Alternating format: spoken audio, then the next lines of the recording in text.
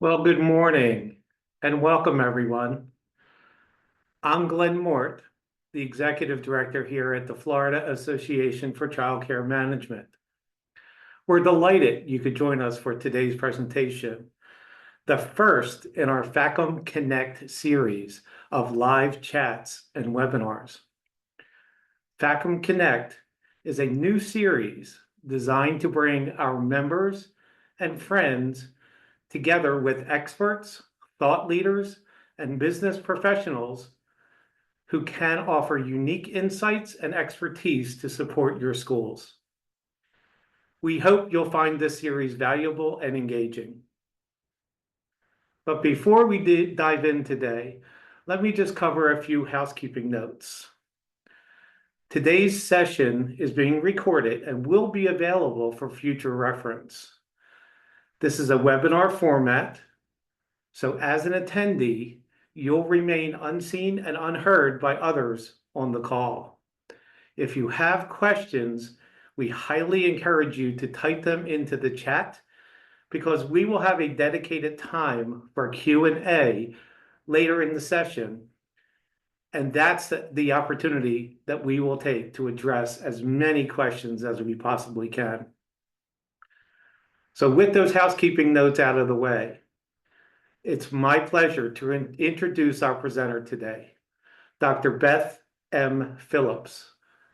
Dr. Phillips is a professor in the Department of Educational Psychology and Learning Systems at Florida State University's College of Education.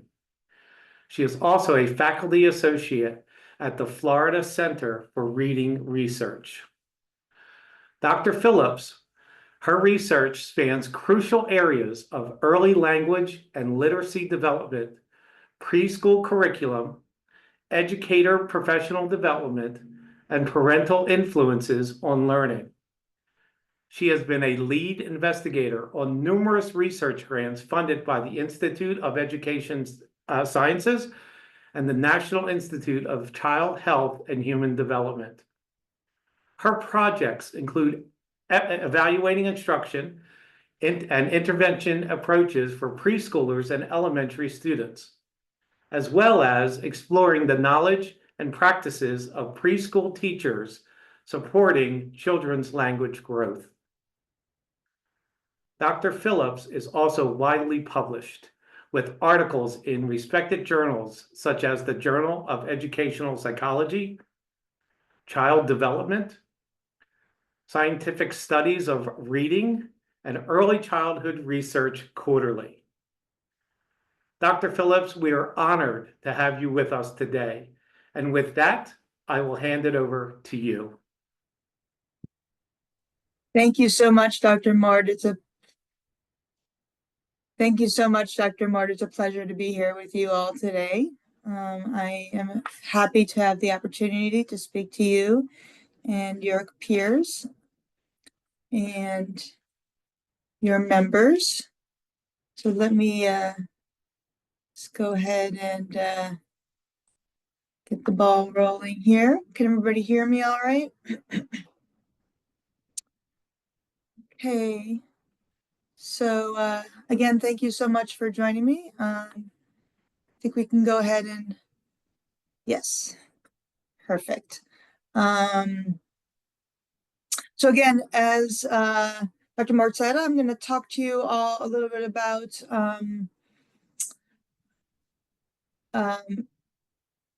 oral language this morning, but I'm going to start off by talking to you a little bit about one of the places that I work, which is the Florida Center for Reading Research, or FCRR for short, and give you some insight into what we do and how you can access some of our free and pretty remarkable materials if you're not familiar with them. So this is the overview of my brief presentation for you this morning. And I'll be presenting for a little bit, and then we're going to save, as Dr. Mort already mentioned, we're going to save time for some question and answer period after my presentation this morning. Okay, so let's keep going.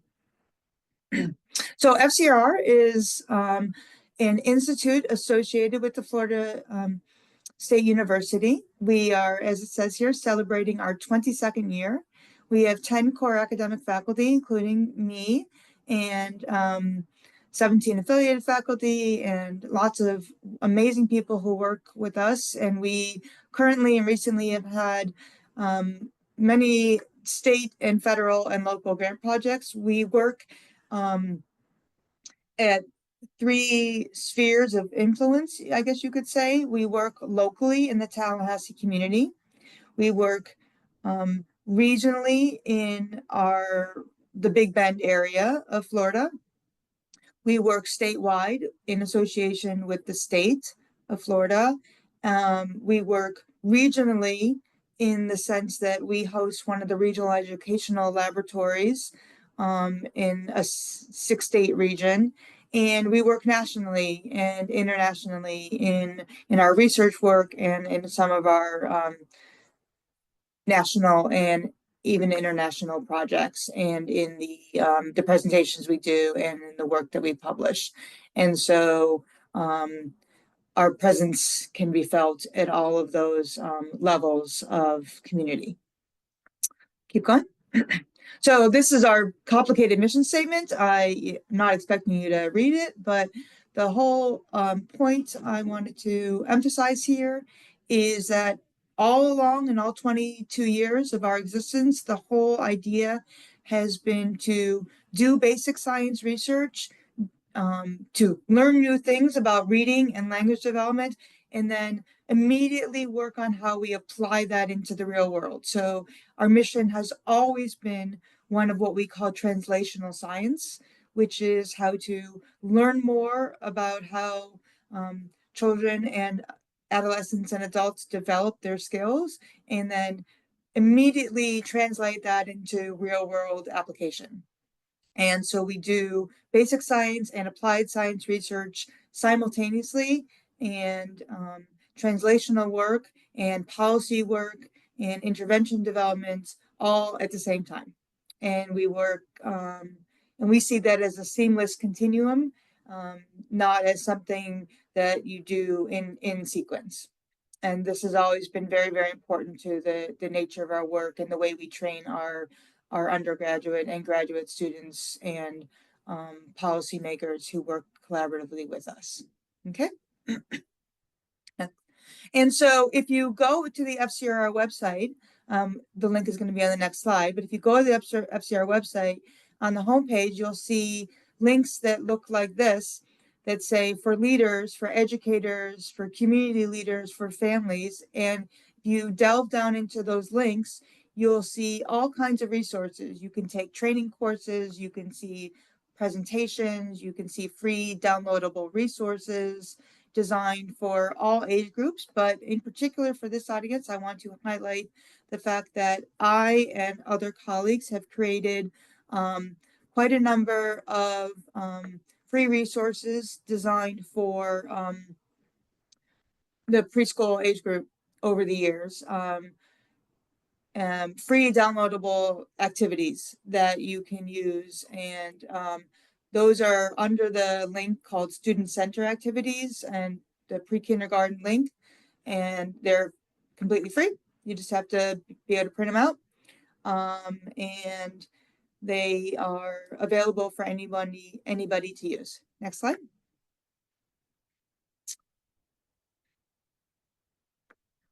So this is just me talking a little bit about some of my own work. And so these are the logos of some of the ongoing research projects that I am doing right now or just about to start. And just hit next real fast, or recent projects that I've completed. And so these are the just to give you a flavor of some of the work that I'm doing right now. So Project Voices is an 8-year-long project where we have been observing and learning about the classroom language environments of childcare and preschool sites in Florida, Georgia, and Alabama. And gaining a lot of insights about the real world out there in classrooms and the way the teachers and children interact with each other and how that supports children's language growth. Reading for Understanding was an 8-year federally funded project where we developed quite a number of small group intervention projects. Atlas was a follow-up project to Reading for Understanding where we continue to develop and evaluate those small group interventions, which have been successful at moving the needle on children, pre-K and kindergarten children's language skills. Opal is a brand new project that we're just kicking off, myself and colleagues at Ohio, that's going to be helping support children's phonological awareness learning. And so if you're interested in learning more about that project and maybe even being involved in it, you can let me know. And Language Leaps is a project, new curriculum that my team and I are developing for classrooms serving 2- and 3-year-olds. It's a whole class curriculum for supporting language and literacy and math development for younger children. And we're conducting research on that as we speak. And so if you're also interested in that project, you can go to the website at FCRR and go to the Language Leaps homepage. You can also reach out to me about that because we're always looking for sites serving toddlers and young 3s who may be interested in that project. So that's just a flavor of some of the ongoing research work, federally funded, state funded, current and recent work that I'm doing right now. Next slide. Okay, but now I want to just talk to you about language development a little bit and some of the insights that we've learned from some of those projects and from our colleagues' work around the world. So why do we care so much about language development? Well, one of the really important things to understand about language development is that even if math or reading had never been invented, language itself would be fundamentally important because language is, of course, how we communicate, but it's also how we think, how we remember, how we store what we've learned. So language is really important just as itself in the way that human beings operate, all by ourselves, but also is social creatures, social beings interacting with one another. Next slide. But of course, language is immensely important as a foundational skill that connects to all of these other skills that are operating as satellites around language in the middle of this figure, because language is fundamental to all of these things you see around here. Language is, of course, fundamental to reading, but it's also important for self-regulation and peer relationships and to all these other academic skills such as science and social studies and math, because if you don't have those core language skills, you're not going to understand the vocabulary of those other things. And because language is fundamental for reading, and reading is the way you learn science, social studies, math, history, and so on, the older you get. And so language is the key that unlocks all of those doors later on. The problem is that, as you, I'm sure, are aware, children, we'll go back one second, children don't come to us even in preschool with all of the same strengths in language. And the problem, the even bigger problem is that it becomes harder and harder to change their language skills the older they get. So it's incredibly urgent to support and accelerate language as early as possible because of what I just said. It becomes harder and harder to change it the older the children get. So I just want you to hold that thought. It becomes locked in the older they get. So it becomes urgent to support and accelerate children's language skills as early as possible. Okay, next slide. All right, so what do I mean by language? This is the only technical slide I'm really going to show you, but it's important to understand what we mean by language. So language here is typically understood by people who study language development and communication disorders and developmental psychologists and others as having these 5 core elements of phonology, sound pronunciation, syntax, grammar, morphology. Think about that as like suffixes and prefixes, semantics, which is just a fancy word for vocabulary, and pragmatics, which is just a fancy word for conversational skills, like knowing to use your inside voice or knowing to say please and thank you, things like that. And we combine all of those 5 things into these 3 bubbles of form, content, and use. Now, just to simplify how we talk about things. Next slide. But what's really important to understand is that all of these 3 components, these 5 components, these 3 components are really highly related to one another. In fact, when children are very young, as long as they don't have a documented language impairment, it's really virtually impossible to distinguish form, content, and use development from each other because they're developing in tandem.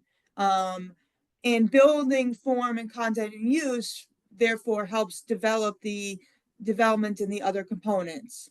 And what's also really important to understand is that building these 3 foundational bubbles, form, content, and use, is necessary for what we would call the more advanced applications of language, like narrative understanding and listening comprehension and reading comprehension.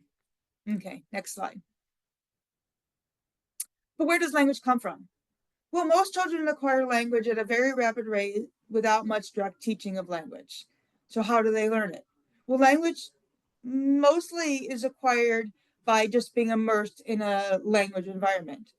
Children need to hear language to acquire language, but children also need to use language to grow their language skills. So it's not enough just to be immersed in an auditorily rich environment. Children need lots and lots of practice opportunities. So children not only need to hear language to acquire language, children need to use their language to grow their language skills. Next slide. Like I said before, even with comparable exposure to a rich language environment, children do show up for a variety of reasons with differences in our language development. And like I mentioned before, these differences between children get bigger over time. And as I also mentioned, these differences become increasingly difficult to remediate as children get older. So this early childhood period is the best opportunity we have to close the gaps between children's language skills. Next slide. So how do we do this? Well, when we're thinking about improving children's content, vocabulary skills, you want to think about building content breadth. So one of the things that we sometimes see teachers do is really focusing a lot on teaching kids nouns. And that's great, but you got to remember that there are all different parts of speech. And so it's really important to teach children adjectives and verbs and even adverbs. And it's really important not to just teach words in isolation, but to teach sets of words. So when you're teaching words, don't think about teaching lists of words. Teach networks of words. Teach how the words relate to one another, and teach why one word may be a better fit for a particular context than another. 3 and especially 4-year-olds can handle this when it is taught to them in a developmentally appropriate way. So when you think about words, think about webs, not lists. So networks, connected sets of words that all relate to a common topic area, common theme, as opposed to arbitrary lists of words. That's the way to think about boosting content for children's vocabulary. One of the ways. Keep going. When we think about form, so I mentioned before, you can think about teaching children prefixes and suffixes. What happens when you add un to words where you get the negative form of words. So happy becomes unhappy, broken becomes unbroken, and things like that. 4-year-olds can absolutely understand those kind of things. But you can also think about building sentence level form. What I mean by that is you can teach children conjunctions. You can teach them what and or mean. You can teach them how to elaborate sentences by adding adjectives to words. You can teach them how people move by adding elaborations to how to verbs and things like that. So you don't teach them necessarily what a complex sentence is, but you can model complex and more compound sentences by adding conjunctions and elaborations to your nouns and to your verbs. So you don't have to teach them the technical language, but you can model it and you can elicit it from children in your everyday conversations with them with intentionality as you are interacting with children all day, every day. Keep going. So the big picture of supporting language is that children learn best in meaningful contexts, but these meaningful contexts have to sometimes be staged and structured. So meaningful contexts in the classrooms don't just mean books. Of course, books are a very meaningful context, but project-based learning is also a meaningful context. Nonfiction books, not just narratives, are meaningful contexts. Thematic units that extend across weeks and that connect to books and projects and videos and other academic content areas and science experiments. All those things are connected, meaningful contexts that go on for multiple weeks, engage children's learning. And that way you can take that web of vocabulary words and extend it over time and give you weeks upon weeks of time to give you authentic opportunities to model the new vocabulary, model the new sentence structure, and most importantly, give the children authentic opportunities to practice their new vocabulary, practice those new sentence structure, practice talking about those new content areas in very meaningful, very engaging, and very authentic ways. So what I'm saying here is that this gives you opportunities to interweave deliberate and incidental teaching in very authentic ways in the classroom. But it doesn't just happen by itself. It has to be planned. It has to be done with forethought. It has to be created. So authenticity isn't random. Authenticity comes with planning. Keep going. So facilitating and actively promoting this language development is a combination of active and consistent language interactions, just talking to the children all day, every day in classroom, and doing explicit and intensive instruction sometimes in those same classrooms. Keep going.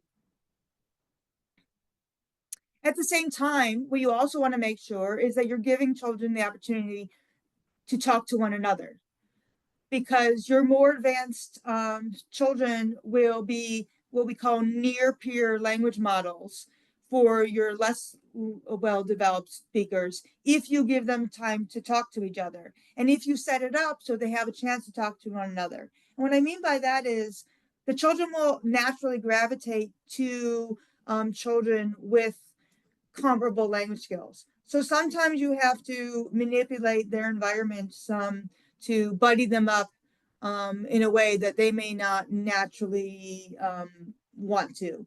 So you may need to pair up more advanced language learners and less advanced language producers with each other in a buddy system to allow the less advanced learners to take advantage of those near peer models, and the more advanced language learners will also benefit from this because they get to benefit from practicing teaching a little bit.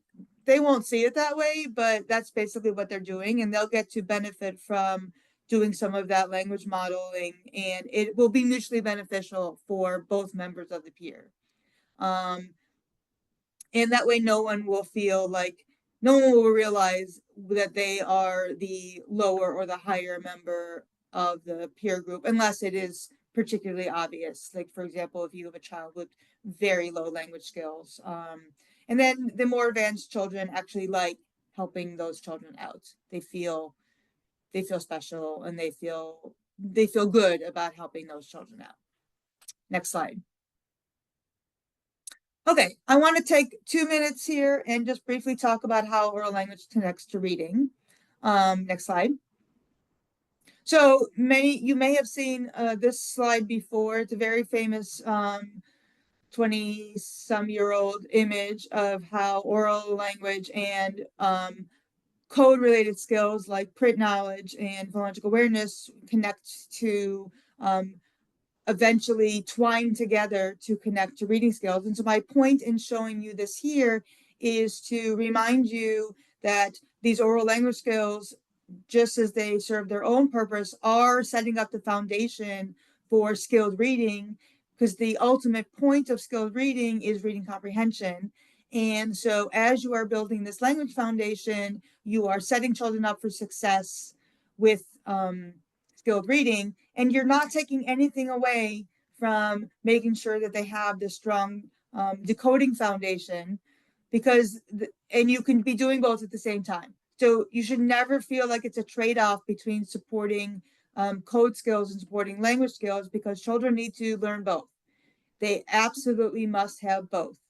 And quite frankly, the decoding skills are going to be learned more quickly, and the language skills take longer to develop. And so the children actually need more time on the language comprehension skills, the language development skills, than they need on the code skills. But you absolutely have to be doing both at the same time. You don't have to choose, because you have to be doing both. Next slide. And so here's just another slide that shows you how these oral language skills are actually going to be supporting those decoding skills anyways, because oral language skills will support phonological awareness. Next. And they will actually also be supporting decoding directly. And there's just another reminder, next, that decoding and listening, linguistic comprehension or listening comprehension, whatever you want to call the LC, both things are the two things that come together to support reading comprehension. So no matter which visual you want to use together, you must have both in strong, healthy capacity to ultimately have strong reading comprehension when the children are older. So weakness in either area is going to be problematic for the children when they are in second, third grade and beyond. And now is the time to be supporting both in equal measure. Next slide. So this just says what I just said. So one of the really important things to keep in mind is that it turns out that even though we sometimes think about decoding and oral language as distinct skills, and of course they are distinct skills, at this young age group, they are really highly related. And so but what that doesn't mean is that supporting one, teaching one will lead to gains in the other. So you have to intentionally and explicitly and deliberately teach both. You cannot assume that teaching language will support decoding skills. And likewise, you cannot assume that teaching print knowledge and phonological awareness will help with language skills. You have to be intentional and explicit and deliberate about teaching it all, because you will not get spreading activation across to the other skills. You have to teach it all if you want to support it all. Next slide.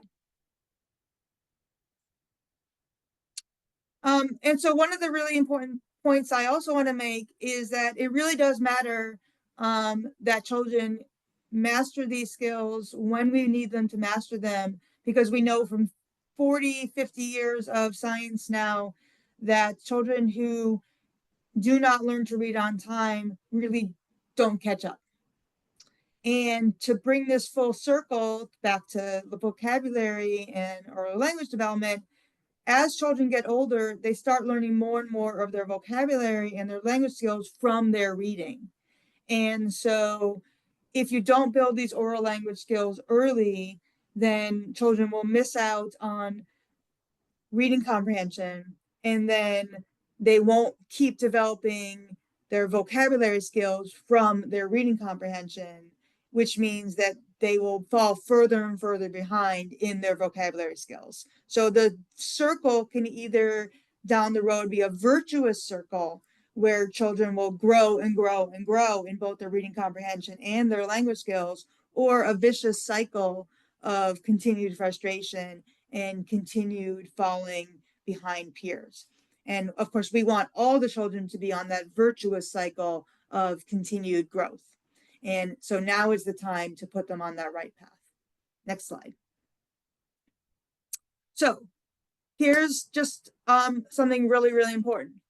One of the things that we find when we're out there working in classrooms serving 3, 4, and 5-year-olds is that we see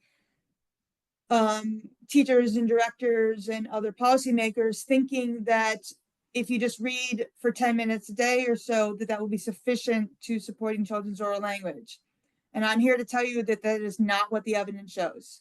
Supporting evidence says that reading for a few minutes a day and calling it a day on thinking that you've done your job on supporting oral language is an all day, everyday focus. You want to do that book reading. You want to make sure you're being highly interactive during that book reading, but that is far from sufficient in supporting oral language if you want to actually move the needle on or children's oral language skills. Next slide. So what you need to be doing is thinking about your oral language skills as interactive, intentional, consistent, and multifaceted, well beyond that 10-minute book reading every day. Next slide. So you need to be thinking about it as including all of the above every day. Explicit in vocabulary instruction during and outside of the book reading. Of course, those interactive shared readings in whole group or small group. Other interactive shared reading groups, ideally in small groups, such as evidence-based dialogic reading. Interactive guided play where you are embedding vocabulary words and interacting with the children while you're playing with them, and then bringing your writing activities to bear in your writing, because retells and dictation and composing activities and all kinds of other writing activities are part of oral language skills. The part of writing that isn't about print knowledge is all about oral language, because what is writing other than writing down language? And so every time you ask children to describe their pictures to you and they're telling you and they're dictating to you, or that they're doing a retell of a story you read, or if they're making up a story for you and you're writing it down, or you're doing a group composition about something about the walk you just took or whatever, that's our oral language. And if you play it up and you bring in new vocabulary words, that's a beautiful writing and a beautiful language opportunity. So, but all of these things all the time. And this is much more than a 10-minute book reading every day. This consistently all day, every day will start to make a difference in children's oral language skills. Next slide. And then just talk with them. Talk with them when you're eating. Talk with them when you're transitioning. Talk with them when they're showing up. Talk with them when they're leaving. Talk and talk and talk. Join their play. Have conversations. Have multi-turn conversations. Just keep following the conversational ball back and forth across the net. Don't talk at them. Talk with them. Talk and talk and talk. You should go home hoarse. You're a teacher. You should go home hoarse all the time, because you should be talking with them all the time. Talking with them, not at them. Next slide. Because if you want them to learn new words, learn new sentence structures, learn new ways of saying things, they need to hear it, they need to see it, they need to say it, and they need to have reasons to do it. And they need lots and lots of practice. Next slide. So your classrooms must create opportunities for language learning by being both full of these incidental chances for practice in hearing language and daily exposure to explicit language and structure. It is not either or, it has to be both and. Both and every day for all the children, not just the children with the lowest language skills, because you want to make sure that all children's language skills are advancing all the time. I think that's my last slide. Yep. Thank you very much. Well, thank you so much, Dr. Phillips. I'll tell you, my hand is hurting from some jotting down some really great information. I found it fascinating. I'm so intrigued with your research, and I really appreciate you sharing some of the research with us. Absolutely. So this is the time. I'm going to open it up for some Q&A. So we would love to hear any questions that you have. Feel free to type that right into the chat. And while folks are doing that, Dr. Phillips, I actually wrote down a couple questions. Like I said, I found everything fascinating, but could you almost summarize, or what are the most important aspects of oral language that teachers should be addressing in the classrooms? Can you kind of talk a little bit about that?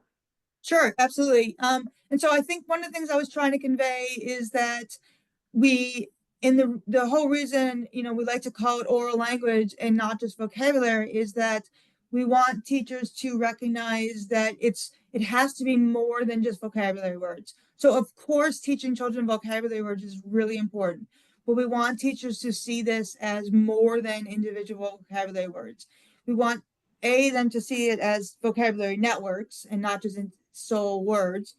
We also want teachers to recognize that modeling those syntactical structures, those grammatical structures, like I mentioned, is important. And we want teachers to recognize that helping children understand comprehension skills is particularly important. And so that looks like comprehension of both of what they're reading to them.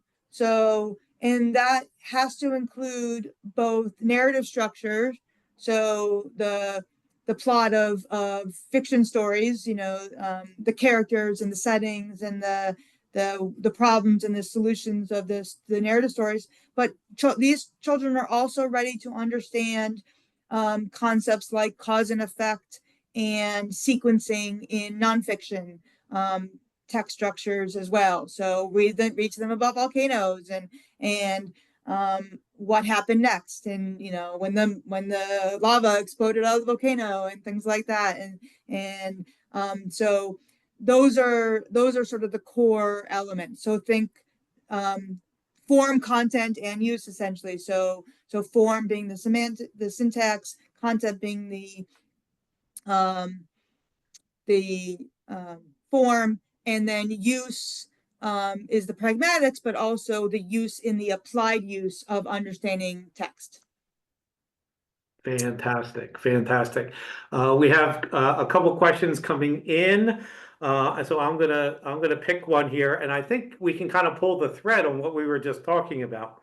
The question from the audience is, how should teachers think about the individual differences they observe among children? Yeah. So, I mean, what I would say about that is that it is one of the things to recognize is that the individual differences are supposed to be there. They're natural, just like when children were first learning to walk and talk in the first place. There are normative individual differences between children, and there's a wide range of there's a wide developmental range that is typical and that we can call quote unquote normal, but there are limits to that. And so if you see a child who seems well outside that range and who seems quite different at the low end than than most of the other children in your current classroom, or if you're, a pretty veteran teacher than most of the other children you've seen before, and they seem atypical to you, then that is cause for concern. And there is no harm in raising that with the parents and suggesting that the parents, take the child to get screened. And so that's what Fiddlers is for. And that's what other, those free screening mechanisms for. That's what the local school district is for. They are required to offer, your children free screenings. And there's no downside to just having a child be evaluated just to make sure that they're developing properly, because if they're not, the earlier the better for early intervention. Because if they have any kind of mild to moderate or greater language delay, just like I was saying before, the earlier the better. Children's early language skills are most malleable, they're most changeable the younger the child is. And so we want children who have actual diagnosable language delays to get the more intensive treatments they need the younger they are. So we don't want to sort of adopt a wait and see, a wait to fail, maybe they'll grow out of it kind of model is what I'm saying. Perfect. I love that. Another question from the audience, and I think this is a great question. How do I balance letting children play and doing more formal instruction while I'm trying to support language learning? So that is, again, sort of one of the things I was trying to mention, is that it's not an either or choice. And so a lot of the most successful evidence-based language intervention, small group intervention things we have are, they're fun, so dialogic reading, for example, is one of the most evidence-based language and vocabulary support techniques that we know of. It's got 40 years of evidence behind it, and it's a small group interactive shared reading activity that children find very fun and very playful. It is teacher-led.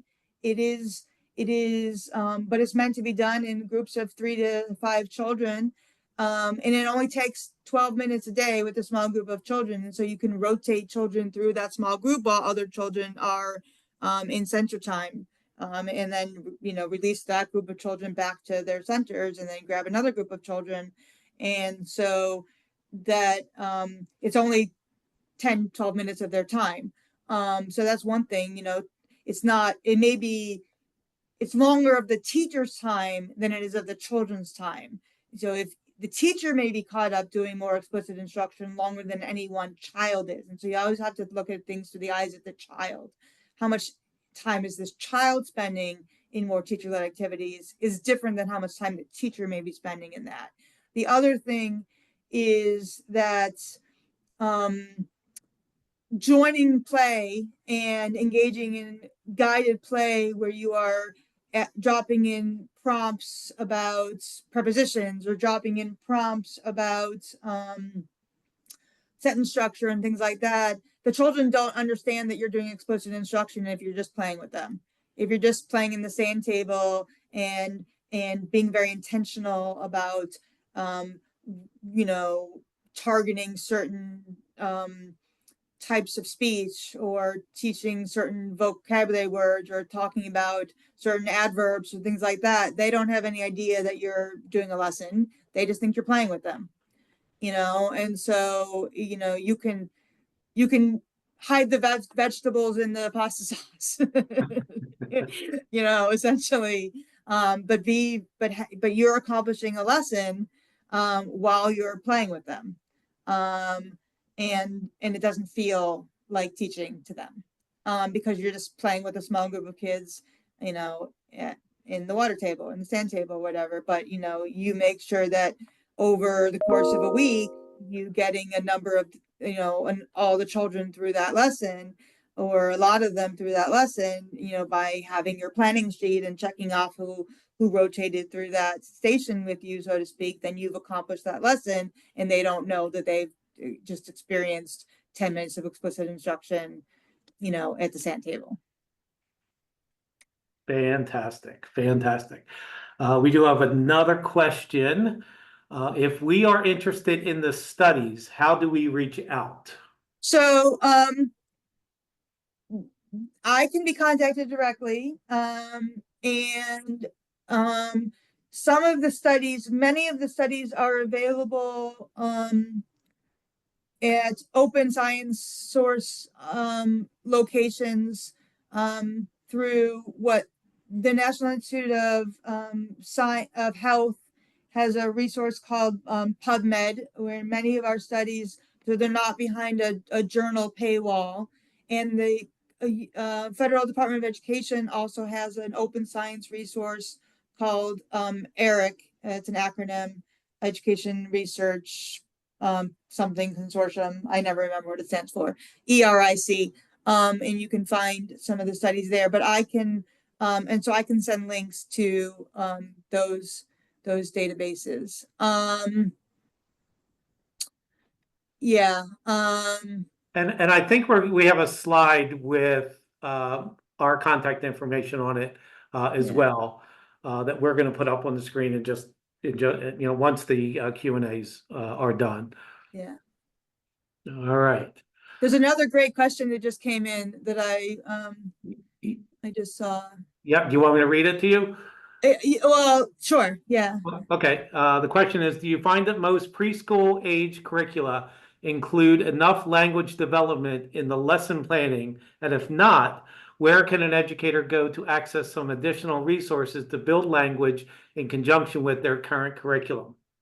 So, to be honest with you, no, absolutely not. I really don't. I think most of them fall really short on this and expect the teachers to do too much of it on their own and don't necessarily include evidence-based practices, which is why we've been developing a lot of resources ourselves. So where can people go? Well, so two things. Some of those student center activities that I mentioned at the beginning of my presentation are language focused. So there are, in the kindergarten and pre-kindergarten student center activities, some of them are vocabulary and oral language focused. So they're not all phonological awareness and print knowledge based. So we were very deliberate. We created those about 10 years ago and they're not stale. We still stand by them all. And then behind the paywall at DEL, there is, if you go to the DCF courses, a number of years ago, my team and I developed some training courses for the state for VPK. We developed some training courses. It used to be not behind the paywall, but now it is. So you just have to do one of those $10 courses. There's a language and vocabulary toolkit, and you can access some downloadable free training materials on dialogic reading and on some materials we call book embedded vocabulary instruction and on incidental language teaching. So we have created all kinds of materials for the state, but it's not Florida specific. I mean, we link to the standards, but there's nothing Florida specific about it. Of course, you're in Florida, so that's fine. But and so if you go behind the DCF paywall, and look for the language and vocabulary toolkit, and there's all kinds of resources that we created 15 years ago that are still wonderful. So dialogic reading, book embedded vocabulary instruction, and other things. And then my team and I, in 2018 through 2022, did some professional development training all across Mississippi and all across Florida with a bunch of VPK sites and school readiness sites. If you missed it, we are figuring out right now how to make those professional development webinars. We did 20 hours of training and there's all kinds of webinars and free resources that we did. It's behind a password on FCRR website right now, but we are negotiating with some people right now about how to make that more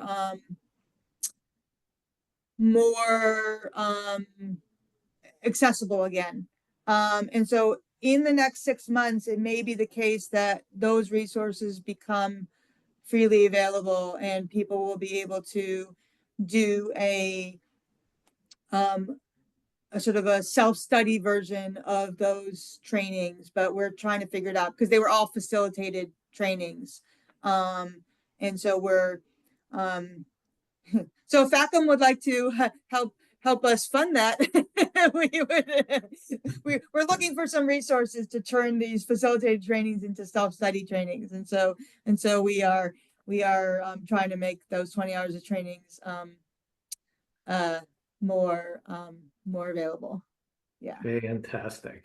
Fantastic. All right, we're kind of running out of time, so last call for any questions from the audience. We'll wait just a minute. And while we're waiting, Dr. Phillips, again, thank you once again for joining us today. Your presentation was so insightful, and I know I'm walking away with some information, and I know the audience is as well. We're so incredibly grateful to you for your time, your expertise. So a great big thank you from the entire FACCM membership. I'm so glad to be able to be here. I'm so wonderful. I'm so glad that you were able to record it and share it with other members, and I'm happy to assist this group. It's very close to my heart. This won't be the last time you and I speak, I can guarantee Yeah, you. I'm sure. I'm So sure. as we wrap things up, I'd like to mention our next event in the FACCM Connect series.